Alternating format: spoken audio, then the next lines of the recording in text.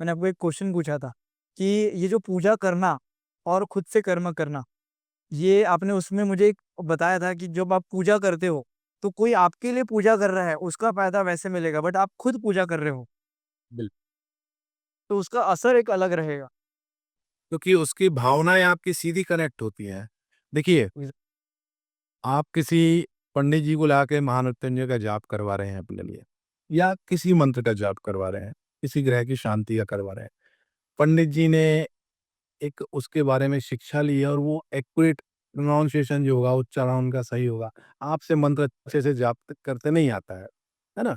तो आप सोचते हैं कि इसमें मिस्टेक हो जाएगी तो ईश्वर नाराज़ हो जाएगा, वो तो उसका फल नहीं मिलेगा या समय नहीं दे पा रहे हैं, जिस भी रीज़न से।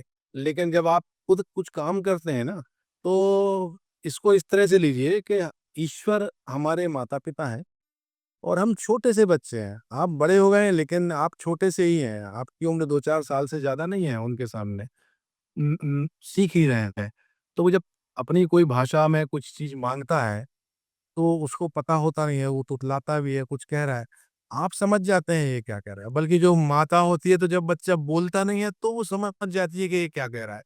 पिता को भी समझ में आता कि बच्चा क्या कह रहा है, लेकिन माँ कहती है ये देखो ये ऐसा-ऐसा कर रहा है, इसको सूसू आई है, इसको पोटी आई है, इसको भूख लगी है, इसको यहाँ दर्द हो रहा है। वो माँ उसकी उस वो बोलना शुरू नहीं करता लेकिन माँ उसकी बात सब समझती है और कोई नहीं समझ पाता। तो ईश्वर हमारी सारी बातें समझता है, आप थोड़ा-सा ही प्रयास करेंगे ना, वो आपकी सुनेगा। क्योंकि वो हमारे माता-पिता हैं और किसी भी प्रकार का मंत्र या कोई चीज़ ज़रूरी नहीं है कि एक्यूरेसी आ ही जाए उसमें, ना आए, जितना आपको आ रहा है उससे कीजिए। इससे लाभ खुद के करने से ज़्यादा मिलता है बजाय किसी अन्य के। हाँ, जिनके पास में बहुत ज़्यादा समस्या हो गई है, वो नहीं कर पा रहे हैं, समय नहीं है, किसी परेशानी में फँसे हैं, तो फिर वो यज्ञ अनुष्ठान करवाएँ और बड़े-बड़े लोग जब करवाते हैं, तो हम लोग उसका अनुसरण करने लग जाते हैं। फिर आप सोचते हैं हम भी पंडित जी लोगों की टीम बिठा के अनुष्ठान कराएँ, अभिषेक कराना। आप एक लोटे जल से जो अभिषेक है, जैसे मैंने आपके ही गुरुकुल के कुछ लोग आए थे तो उनको बताया कि ये जो प्रॉब्लम है राहु की है, चंद्र की, इनकी सुधार के लिए और मेरे ख्याल से आपको भी शायद बताया कि रुद्राभिषेक कीजिए, सिर्फ़ 1 लोटा जल, 4 बूंद गंगा जल, उसमें शक्कर और दूध मिला के करना है। वो जो फल आपको मिलेगा, ना आपको मोती पहनना है, ना आपको राहु का कोई रत्न पहनना है, ना कोई सोने की अंगूठी पहनना है, ना पुखराज पहनना है। इससे बृहस्पति, चंद्र, राहु, केतु सब में लाभ मिल जाएगा। सच में आपने मतलब जो ज्ञान हमें दिया है वो बहुत मतलब बहुत बढ़िया है, क्योंकि हमेशा ये क्वेश्चन मन में आता था और बहुत सारे लोग इसको अफोर्ड भी नहीं कर पाते थे। और कई लोग जो है, जो जिन्होंने रत्न भी बड़े-बड़े पहन लिए हैं, उन्होंने या फिर पूजा कर ली है, वो भी पूरी तरीके से डिपेंडेंट हो गए हैं कि हमारी पूजा हो गई, हमने रत्न पहन लिया या फिर हमने वो काम कर लिया है, तो अभी हम लोग कुछ भी करेंगे तो भी चलेगा।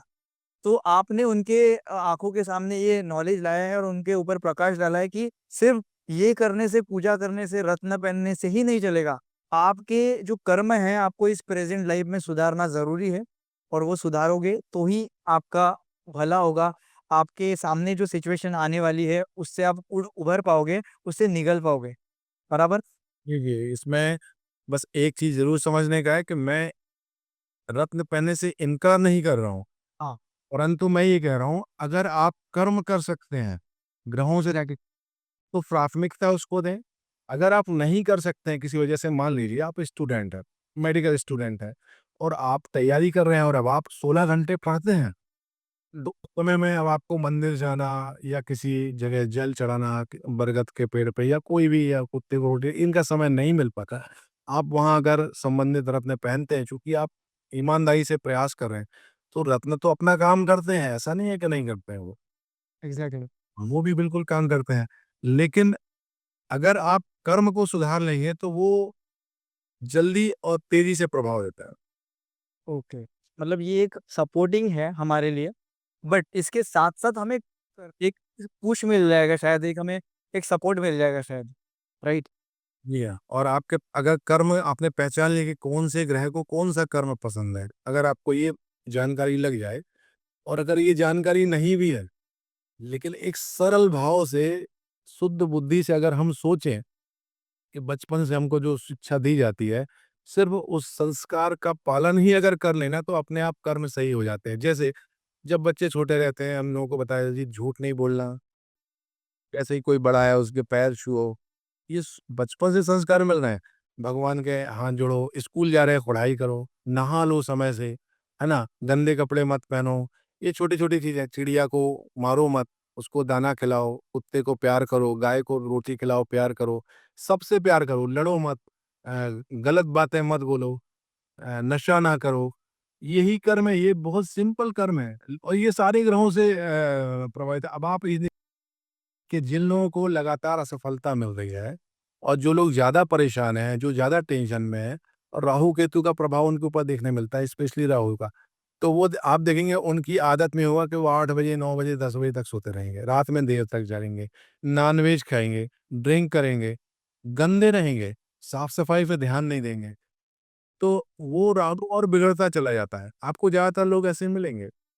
फिर एग्ज़ैक्टली मैंने ऐसे लोगों को ऑब्ज़र्व किया है कि जो जिनके आपने जैसे बताया, तो उनकी डेफ़िनेटली उनकी लाइफ़ में वो राहु कहीं न कहीं हमें मिला है। आप गन वाओ! अगर और गलत चीज़ों पे जाएँगे तो बुरा राहु राहु देव भी यानी कोई भी ग्रह हमेशा बुरा करता ऐसा नहीं है। सभी ग्रहों के 2 रूप होते हैं, एक पॉज़िटिव एक नेगेटिव मतलब वो बुरा ग्रह यानी शुभ होता है या अशुभ होता है और वो कुंडली की स्थिति के हिसाब से देखा जाता है, तो वो वैसा काम करते हैं। परंतु ज़्यादातर आप देखेंगे कि आपको जैसे अब शनि का प्रभाव है, दुष्प्रभाव किसी के ऊपर, तो वो व्यक्ति लेज़ी मिलेगा, बहानेबाज़ मिलेगा। आप देखेंगे तो वो बस आज का काम अभी करता हूँ, थोड़ी देर में करता हूँ, करते-करते कल पे पहुँच जाएगा। अब आज छोड़ो रहने दो। तो ये शनि खराब होता है तब ऐसा होता है। शनि मेहनत करवाता है, लोग आलसी बन जाते हैं। शनि को मेहनत पसंद है, वो कहता है मेहनत करो तो मैं फल दूँ। वो इतना ज़बरदस्त फल देता है कि जब लगे रहो, तो फिर वो एक समय आता है कि आपको ऐसे मुकाम पे पहुँचा देता है कि जहाँ आप कल्पना भी नहीं कर सकते। तो आप देखेंगे आदत जिसकी सही है अब जितने भी अच्छा प्रसिद्ध लोगों को देख लीजिए, जो जहाँ कोई मुकाम हासिल किया है या अपने जीवन में संतुष्ट हैं, सुखी हैं, उनकी दिनचर्या में देखिए वो टाइम से उठेंगे, सुबह जल्दी उठेंगे। 4 बजे जो उठता है वो तो बहुत ही आगे निकल जाते हैं, लेकिन जो 6 बजे 7 बजे भी उठता है तो भी वो ज़िंदगी ठीक से जी रहा है। 9 बजे 10 बजे 11 बजे उठने वालों की ज़िंदगी अलग हो जाती है, फिर वो नहीं कर पाते हैं। ड्रिंक करने वालों की जीवन अलग होता है, उनके घर में क्लेश ज़्यादा होता है, क्योंकि वही पाप ग्रहों का प्रभाव हो जाता है। ऐसा है। तो बहुत अच्छा आपने इस पे प्रकाश डाला है। मैं बस एक कन्क्लूड कर देता हूँ इस टॉपिक पे और इस टॉपिक के बाद क्योंकि उस टॉपिक को समझने के लिए हमें एक बीज समझना ज़रूरी था और वो बीज को अजय जी ने बहुत अच्छे तरीके से हमारे सामने रखा है। मैं बस एक कन्क्लूड करना चाहता हूँ। देखिए, हमारे जन्म में हमारे जो पिछले जन्म होते हैं, हम वहाँ पे जो भी कुछ कर्म करते हैं प्लस पॉज़िटिव, नेगेटिव हमारे 2 अकाउंट बनते हैं। एक पॉज़िटिव अकाउंट और एक नेगेटिव अकाउंट। जब वो उस जन्म से हम लोग दूसरा जन्म जाते हैं, तो जिस जन्म में जब हम लोग पहुँचते हैं, आपने देखा होगा कि ये जो साइंस है, इसमें आपका जन्म किस डेट, जन्म का टाइम और किस प्लेस में आपका जन्म हुआ है, वो देखा जाता है। तो वो कैलकुलेशन इतना जो हमारे पूर्वजों ने, हमारे जो वेदों, ऋषि-मुनियों ने करके रखा है, कि जो कैलकुलेशन है, उस कैलकुलेशन से आपका प्रेडिक्शन होता है। आप इस जन्म में जो आए हो, तो आपके साथ क्या-क्या मतलब आप भले ही आपका पिछला जन्म नहीं देख सकते, बट आप ये देख सकते हो कि इस जन्म में जो आपकी डेट ऑफ बर्थ है, आपका टाइम है, उसके हिसाब से आपके साथ जो पिछले जन्म में आपने कर्म किए, उसके जो कर्म आपको अच्छे या बुरे इस जन्म में मिलते हैं और ये एक एस्ट्रोलॉजी जो ये साइंस है, ये जो टेक्नीक है, ये जो ज्ञान है, ये बहुत अच्छे से आपके सामने रखता है और ये सिर्फ ये नहीं बोलता है कि आपके साथ ऐसा ही होगा, ये भी बोलता है कि भले ही आपने पिछले जन्म में कुछ कर्म किए होंगे, अच्छे-बुरे, अच्छे कर्मों से आपको अच्छा फल मिलते जा रहे हैं, अच्छी अपॉर्चुनिटी मिलते जा रही है और बुरे कर्मों से आपके लाइफ में वो रुकावटें, वो दिक्कतें आती जा रही है। तो इस जन्म में अगर आप उन रुकावटों और उन दिक्कतों को नज़रअंदाज करते हुए आप सिर्फ अच्छे कर्मों करने में ध्यान दो। जैसा कि आचार्य अजय जी ने हमें बताया है कि किस तरीके से आपको अच्छे कर्म करने चाहिए। आप अच्छे कर्म करते रहोगे तो आपका जो फ्यूचर है वो बदल सकता है पूरी तरीके से, आप ट्रांसफ़ॉर्म कर सकते हो और जैसा बोला जाता है, अहम ब्रह्मास्मि, you are the creator of your own reality. आप ही ब्रह्मा हो, आप ही विष्णु हो और आप ही अपने लाइफ़ को चेंज कर सकते हो। वैसे ही इन्होंने हमें बताया है कि आपको ही वो आपके कर्म करने हैं, तो आप अपनी लाइफ को बेटर बना सकते हो। तो इस कंक्लूजन के बाद एक सबसे बड़ा एक सवाल है जो ट्रेंडिंग है, जो हम सुन के यहाँ तक आए हैं, वो ये सवाल है, जिस तरीके से हम हमारे सपनों को, अगर मुझे कोई गाड़ी खरीदनी है, मुझे कार खरीदनी है, तो मैं चूज़ कर सकता हूँ कि मुझे ये कंपनी की गाड़ी चाहिए, मुझे ये कंपनी की बाइक चाहिए, मेरी पसंद कुछ ऐसी होनी चाहिए। तो हमें अभी तक लगता था कि ये सिर्फ़ वस्तु भी पॉसिबल है, बट अजय जी ने हमें हमारे सामने ये बात रखी है कि आप अगर चाहो, तो आपके होने वाले बच्चों को भी, उनका फ्यूचर भी, वो कैसे होने चाहिए, वो आपको कैसे चाहिए, उनमें कौन-सी क्वालिटी चाहिए, वो तक आप डिसाइड कर सकते हो। वैसे बच्चों को आप जन्म दे सकते हो, वैसे बच्चों को आप इस दुनिया में ला सकते हो।